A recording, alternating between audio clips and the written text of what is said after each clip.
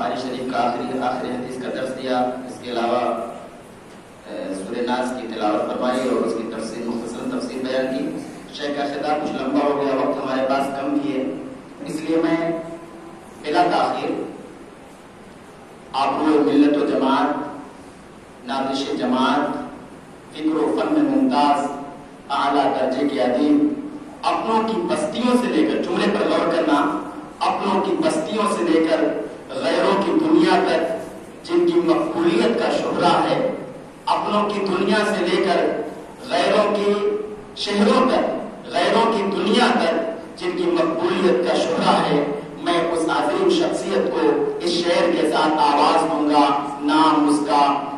اس کا ملت بیضا کی پروانوں میں ہے, وہ بہر صورت عظیم الشان انسانوں میں ہے. ولولا اسلام کا اس کی رگوں میں ہے رواں, لرزہ اس کی فکر سے باطل کے ایوانوں میں ہے. بڑے ہی ادب و احترام کے ساتھ میں ناظم جامعہ فضیلت الشیخ حضرت مولانا شمیم احمد الندوی حفظہ اللہ کو زحمت خطاب دوں گا.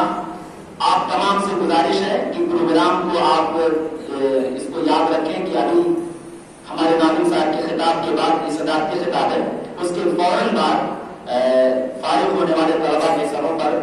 دستار ان کو دستار سے نوازا جائے گا. اس لیے آپ لوگ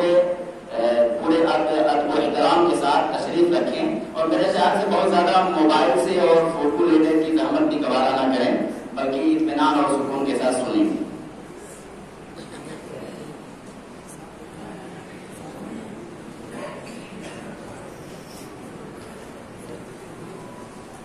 بسم الله الرحمن الرحيم. إن الحمد لله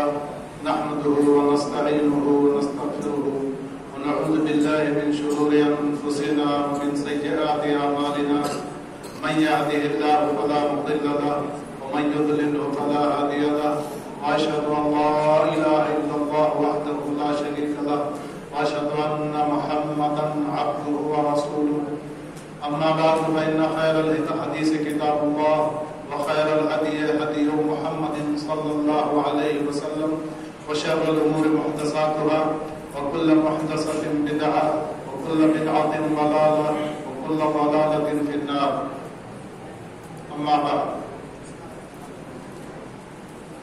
محترم شیخ الجامعہ جامعہ سراج العلوم السلفیہ معتمد تعلیمات ڈاکٹر عبدالغنی الطوفی, مدیر الامتحانات اور طلباء کے نگراں, دیگر تمام اساتذہ کرام, خدیجۃ الکبریٰ کے ناظم مولانا عبدالعظیم مدنی اور تشریف لائے ہوئے تمام مہمانان گرامی, اللہ تبارک و تعالیٰ کا لاکھ لاکھ شکر و احسان ہے. ہم اس کی نعمتوں کا, اس کے انعامات کا جس قدر بھی شکر ادا کریں کم ہے کہ اس نے آج ہم کو یہ موقع نصیب کیا کہ آج ہم یہاں پر جامعہ کامپلیکس کی اس مسجد میں اپنے ان طلباء کو اعزاز سے نواز رہے ہیں جنہوں نے ختم صحیحین سے فراغت حاصل کی ہے, اور طلباء حفظ جنہوں نے قرآن کریم کے حفظ کو مکمل کیا ہے, دور کو مکمل کیا ہے, آج ان کو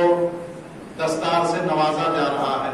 یہ موقع ہمارے لیے بڑی خوشی اور مسرت اور ہمارے لیے بڑی سعادت کی بات ہے کہ آج ہم ان طلباء کو اعزاز سے نواز رہے ہیں. یہ دستار بندی, یہ پگڑی, اگر آپ اس کو سمجھتے ہیں کہ کوئی رسمی اور نمائشی چیز ہے تو ایسی بات نہیں ہے. یہ کوئی رسم اور نمائش نہیں ہے, بلکہ یہ ایک بہت بڑا اعزاز ہے, ایک آپ کے لیے بہت بڑے شرف اور امتیاز کی بات ہے کہ اللہ تبارک و تعالیٰ نے ہمارے کچھ بچوں کو اپنے کلام کے حفظ کرنے کی توفیق بخشی, کلام اللہ کے حفظ کی توفیق بخشی, جیسا کہ اللہ تبارک و تعالیٰ نے اس قرآن کے حفاظت کا اس نے خود وعدہ کیا ہے. اور اسی طرح سے کلام پاک کے بعد جسے عوامی طور پر دنیا بھر میں تمام مکاتب فکر اور تمام مسالک کی طرف سے متفقہ طور پر یہ خطاب ملا کہ اصح الکتاب بعد کتاب اللہ البخاری. تو کتاب اللہ کے حفاظ یہاں موجود ہیں اور بخاری کا درس لینے والے وہ طلبہ موجود ہیں کہ آج بخاری کی آخری حدیث پڑھ کر کے اس کے تکمیل سے فارغ ہوئے ہیں. یہ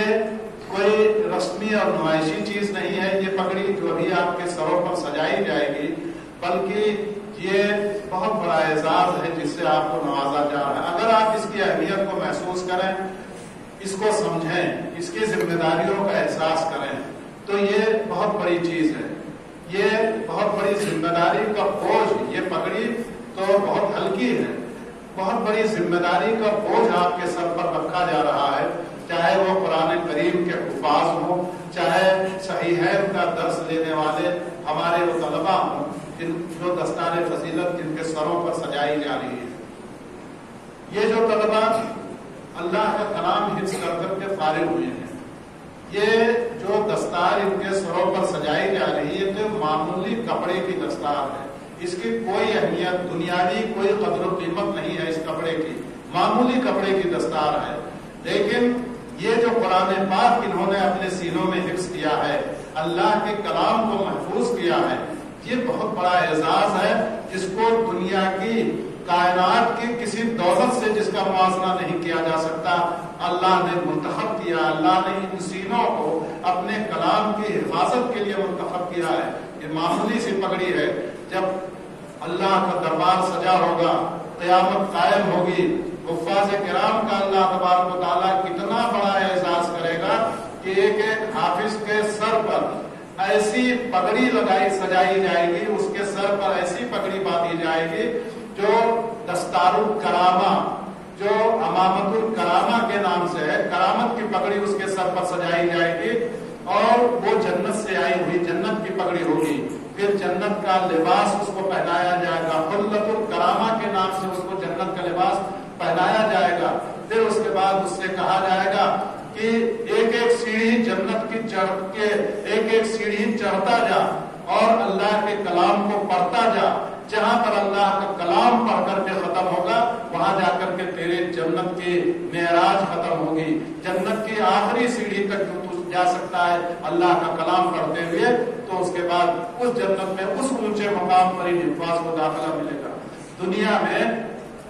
آج دنیا کے لوگ ان کی قدر پہچانے یا نہ پہچانے، دنیا کے لوگ ان کی قدر و قیمت کو سمجھیں یا نہ سمجھیں، وہ حفاظ کرام جن کے سینوں کو اللہ تبارک و تعالیٰ نے اپنے کلام کی حفاظت کے لیے منتخب کر لیا ہے، وہ اللہ کے ہاں ان کا وہ اعزاز و اکرام ہوگا کہ دنیا دیکھے گی. بلکہ ان کے والدین جنہوں نے اپنے بچوں کے لیے قرآن کے حفظ کو کا فیصلہ کیا ہے، جنہوں نے یہ منتخب کیا ہے کہ ہم اپنے بچے کو، تمام ادارے دنیا میں ہیں، انگلش میڈیم اسکول بھی ہیں، سرکاری اسکول بھی ہیں، ہندی اور نیپالی میڈیم کے اسکول بھی ہیں، اس کے علاوہ اور دوسرے ذرائع تعلیم موجود ہیں، لیکن جن والدین نے یہ فیصلہ کیا کہ اپنے بچوں کو ہم قرآن حفظ کرائیں گے، وہ اللہ کے ہاں بہت بڑے اعزاز سے وہ بھی نوازے جائیں گے. جب ان کا درجہ بلند کیا جائے گا اور ان کو تعجب ہوگا اس بات پر کہ اللہ میں نے تو ایسی کوئی اتنی بڑی نیکی نہیں کی تھی، یہ درجہ مجھے کیسے مل رہا ہے، تو اللہ کہے گا کہ یہ جو تم نے اپنے بچوں کو قرآن حفظ کرایا، اپنے بچے کو جو قرآن حفظ کرایا، اس کے بدلے میں تم کو تمہارا یہ اعزاز اور یہ اکرام کیا جا رہا. جہاں تک صحیح بخاری کا تعلق ہے، ہمارے جو بچے صحیح بخاری پڑھ کر کے فارغ ہو رہے ہیں اور صحیح بخاری کو سمجھ چکے ہیں، یہ بہت بڑا اعزاز ان کا ہے، بہت بڑا ان کو بہت بڑی دولت نصیب ہو گئی ہے، دولت کائنات ان کو نصیب ہو گئی ہے کہ نبی کریم صلی اللہ علیہ وسلم کے جو فرمودات ہیں، نبی کریم صلی اللہ علیہ وسلم کا جو کلام ہے، ایک طرف اللہ کا کلام ہے جس کی حفاظت کا خود اللہ نے وعدہ کیا ہے، اِنَّا نَحْنُ نَزَّلْنَا الذِّكْرَ وَإِنَّا لَهُ لَحَافِظُونَ کہہ کر کے دوسری طرف اللہ کے نبی کا کلام ہے جس کی حفاظت اللہ نے اپنے بندوں سے، اپنے انہی بندوں کو منتخب کیا ہے، اور انہی بندوں نے نبی کریم صلی اللہ علیہ وسلم کے ایک ایک کلام کو، ایک ایک قول کو چھانا، پھٹکا، اس کو تولا، اس کے اصلیت کا پتہ لگایا، اس کی صحت کو جانچا اور پرکھا، اس کے لیے بہت لمبے لمبے اسفار کیے اور اس کے بعد اس حدیث کی صحت کو سمجھ کر کے اس کے درجے کو متعین کیا. 5 لاکھ لوگوں کے جو 5 لاکھ لوگوں کے حالات زندگی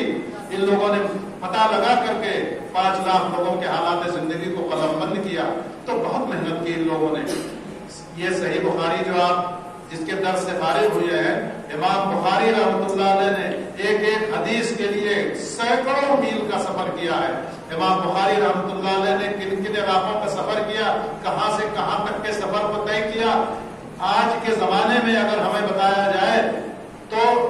हम यकीन करने के लिए तैयार नहीं होंगे। पैदा हुए बुखारा में। बुखारा कहाँ है? आप जानते हैं कि रूस का एक शहर है, और रूस दुनिया का रकबे के एतबार से दुनिया का सबसे बड़ा मुल्क है। वो ऐसा मुल्क है कि जिसका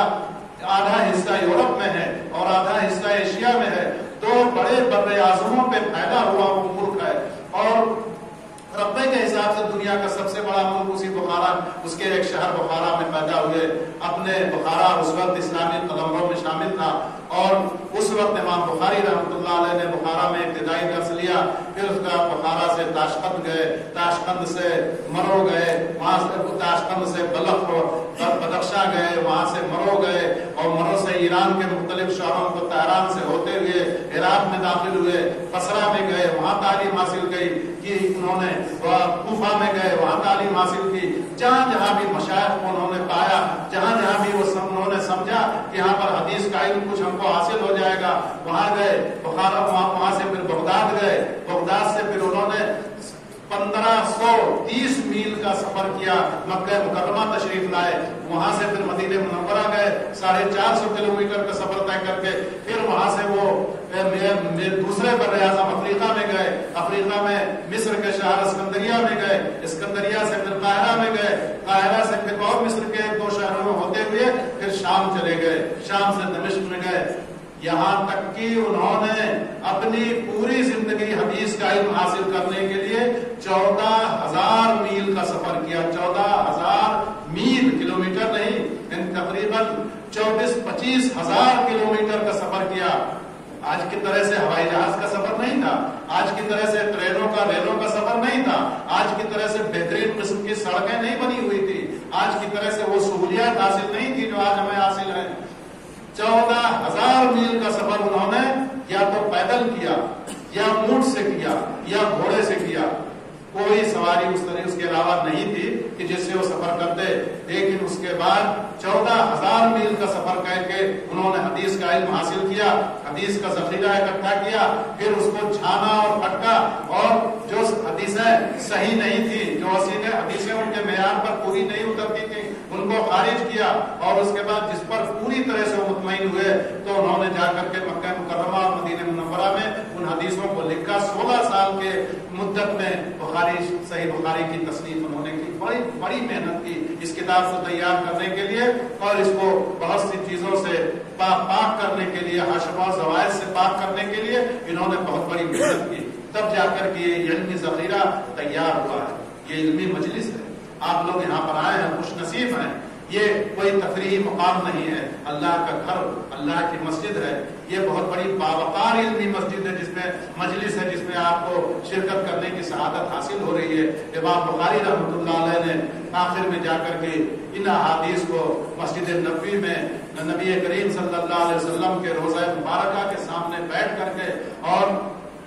मिंबर और कब्र के दरमियान बैठ करके वहां पर उन्होंने आखिरी मरतबे इमाम ने सही बुखारी की तफवीज़ की, और इस तरह से इसको तैयार किया। जब पूरा उनका ज़मीर मुतमईन हो गया, हर हदीस के लिए उन्होंने ताज़ा वज़ू किया, हर हदीस के लिए 2 रकात नमाज पढ़ी, इस्तिखारा किया, और जब उनके ज़मीर ने गवाही दे दी कि हदीस सही शहर के मेयार पर पूरी उतर रही है, तो उन्होंने उस हदीस को दर्ज किया। इतनी मेहनत की, और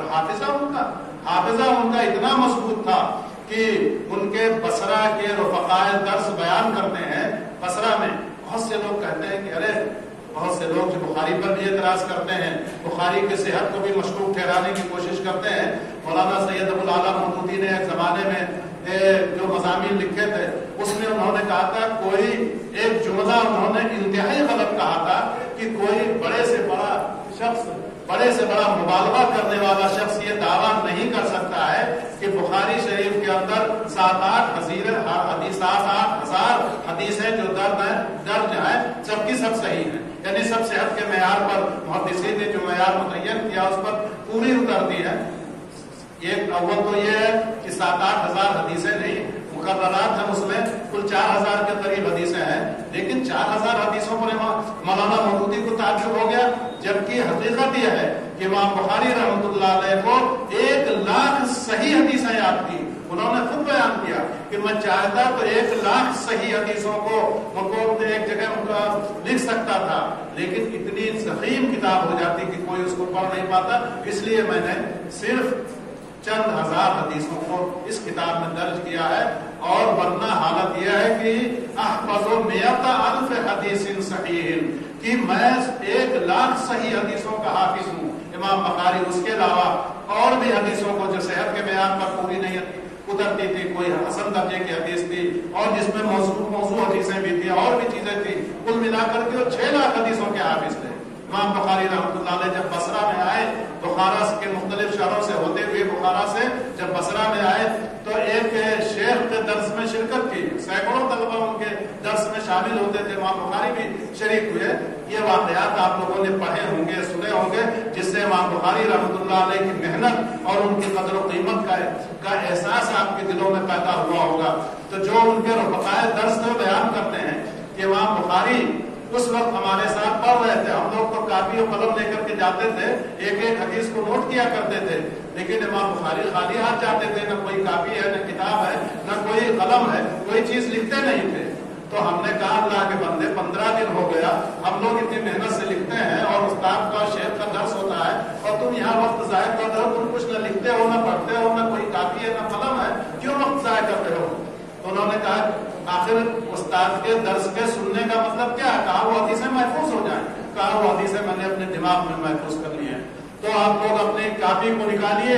اور میں اپنے دماغ سے اپنے قوت حافظہ جو اللہ نے مجھے دیا ہے اس سے نکالتا ہوں، بلکہ میں پہلے پڑھتا ہوں اور آپ اپنی کاپی سے ملا لیجیے۔ ایک 15 دن کے درس میں پڑھی ہوئی حدیثیں ایک ایک حدیث کو ترتیب وار بیان کرتے چلے گئے کہ پہلے دن ہمارے شیخ نے، ہمارے استاد نے یہ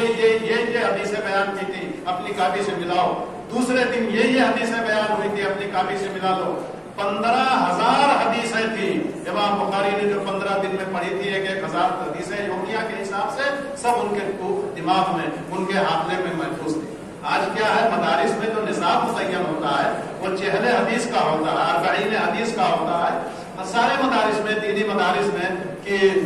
شروع میں حدیث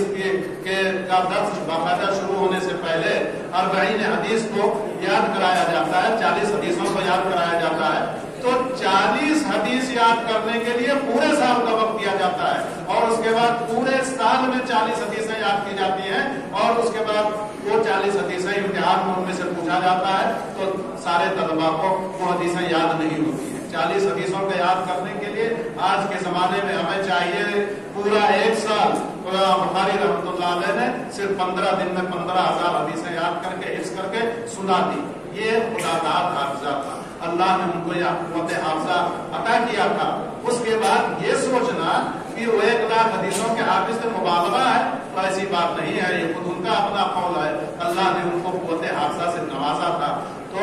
یہ بہت بڑا اعزاز تھا، بہت بڑا اکرام تھا۔ آج اللہ نے آپ کو توفیق دی ہے کہ آپ اس اعزاز سے نوازے جا رہے ہیں۔ حدیثوں کو جہاں تک ممکن ہو کم سے کم مسائل میں کام آنے والی حدیثیں، اوامر و نواہی سے متعلق حدیثیں، عبادات سے متعلق حدیثیں، معاملات سے متعلق حدیثیں، کم سے کم ہر موضوع پر 2-4 حدیثیں آپ کو زبانی یاد ہونی چاہیے، تاکہ کہیں بھر کسی بھی سماج میں جب آپ کوئی بات کریں تو دلائل کے ساتھ بات کریں۔ کوئی کہے کہ اس میں آپ کے پاس دلیل کیا ہے، فوراً حدیث آپ پڑھیے۔ کوئی کہے کہ آپ کے پاس کیا ثبوت ہے کہ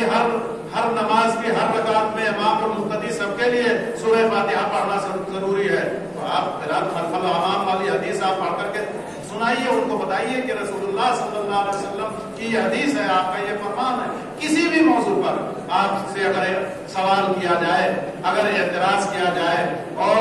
آپ کو دلائل سے چپ کرنے کی کوشش کی جائے، تو آپ کے پاس دلائل صرف قرآن و حدیث ہیں، نصوص ہیں، اللہ کا کلام ہے اور اللہ کے رسول کا کلام ہے۔ آپ ان دلائل کو سامنے رکھ دیجئے کہ یہ اللہ کے قرآن کی آیت ہے، یہ رسول اللہ صلی اللہ علیہ وسلم کی حدیث ہے، یہ بخاری اور مسلم کی حدیث ہے۔ یقین مانیے آج بھی ہمارا سماج ہمارا معاشرہ کتنا ہی بگڑا ہوا ہو، لیکن جب آپ کوئی حدیث پیش کرتے ہیں کسی آدمی کے پاس، کسی عامی کے پاس کے سامنے، کسی جاہل کے سامنے اور کسی بضامر خود بڑے علامہ کے سامنے اگر آپ کوئی حدیث یہ کہہ کر کے پیش کرتے ہیں یہ صحیح بخاری کی حدیث ہے، چپ ہو جائے گا آپ کے دلیل کے سامنے، وہ چپ ہو جائے گا کہ صحیح بخاری کی حدیث ہے تو اس کا مطلب یہ ہے کہ اس کی بات میں وزن ہے، اس کے دلیل میں وزن ہے کہ صحیح بخاری کی حدیث ہمارے بات کے جواب میں لا رہا ہے۔ آج بھی صحیح بخاری کی حدیث ہر مکتب فکر میں قدر کی نگاہ سے دیکھی جاتی ہے۔ آپ خوش نصیب ہیں کہ آپ نے اس بخاری کا درس حاصل کیا ہے، تو اس کی اہمیت کو، اس کی قدر و قیمت کو سمجھیے۔ کہیں بھی کوئی بات کریں، کسی سماج میں کوئی بات کریں، کسی مجلس میں کوئی بات کریں، علماء کی مجلس ہو، جہلاء کی مجلس ہو، عامۃ الناس کی مجلس ہو، ان کے سامنے اگر آپ بات کریں کسی علمی موضوع پر تو قرآن و حدیث کی روشنی میں بات کریں، دلائل کی روشنی میں بات کریں تو سماج آپ کو سر آپ پر بٹھائے گا۔ آج یہ پگڑی جو آپ کے سروں پر سجائی جا رہی ہے، ابھی کچھ دیر کے بعد آپ کے سروں پر یہ پگڑی سجائی جائے گی، یہ بہت بڑی ذمہ داری کا بوجھ آپ کے سر پر رکھا گیا ہے۔ آپ جب یہ آپ کو اس پگڑی کی اہمیت کا احساس ہے، یہی وجہ ہے کہ بہت سے طلباء مجھ سے کہتے رہے ہیں، اپنی درخواست لے کر کے آتے رہے ہیں کہ ناظر صاحب دستار بندی کا انتظام کرا دیجیے، ہمارے سروں پر پگڑی بنوا دیجیے۔ جو گزشتہ سال جو طلبا فارغ ہوئے حفظ کے طلبا وہ آئے میرے پاس، حافظ جن کے ساتھ میں لے کر کے حافظ طالب صاحب کو لے کر کے آئے، کہا یہ پچھلے سال فارغ ہونے والے طلبا ہیں جو چاہتے ہیں کہ ان کی دستار بندی ہو جائے۔ میں نے ان کی خواہش کا احترام کیا۔ ایک بات ہے کہ میں اس مجلس کو بہت زیادہ دور نہیں دینا چاہتا، بہت زیادہ قرب و فر کے ساتھ، بہت زیادہ شان و شوکت کے ساتھ اور بہت زیادہ دکھاوے کے آپ جس میں عنصر پیدا ہو جائے یہ موقع نہیں دینا چاہتا تھا۔ کئی وجہ ہے۔ ایک تو اس میں اسراف ہوتا ہے، میں نے محسوس کیا ہے گزشتہ برسوں میں۔ دوسرے طلبا مصروف ہو جاتے ہیں اس میں بہت زیادہ، اس کی تیاریوں میں، کھانے پینے میں، اسی لیے اس سال کھانے پینے کا کوئی نظم نہیں رکھا، اور اس کی تیاری میں، اسی دستار بندی کی تیاری میں طلبا اپنے امتحان کی تیاری کی طرف سے واجب ہو جاتے ہیں، اور اس کے علاوہ اور بہت سی چیزیں ہیں جو نقائص ہیں، اور خاص طور سے اس سال جو حکومت کی طرف سے بہت سے بڑی بڑی مجالس کے اوپر پابندیاں رفتہ رفتہ پھر عائد کی جا رہی ہیں۔ آپ جانتے ہیں گزشتہ سال رمضان کا مہینہ ہمارا ایسے ہی گزر گیا کہ ہماری تراویح نہیں ہو سکی، جمعہ جماعت سے ہم محروم رہ گئے۔ تو دھیرے دھیرے یہ چیزیں پیدا ہو رہی ہیں، دھیرے دھیرے کورونا کے واقعات ہمارے پڑوسی ملک میں اور خود ہمارے یہاں رفتہ رفتہ بڑھ رہے ہیں۔ اللہ تعالیٰ اپنا کرم کرے اور اللہ اپنے بندوں کو اس سے محفوظ رکھے۔ لیکن اس کا خطرہ تھا کہ ہم کوئی بڑی مجلس کریں، کسی کھلی جگہ پر کریں، کوئی بڑا سا اسٹیج آپ تیار کریں، بڑا سا اسٹیج آراستہ کریں، اور مقامی لوگوں کو اور دوسرے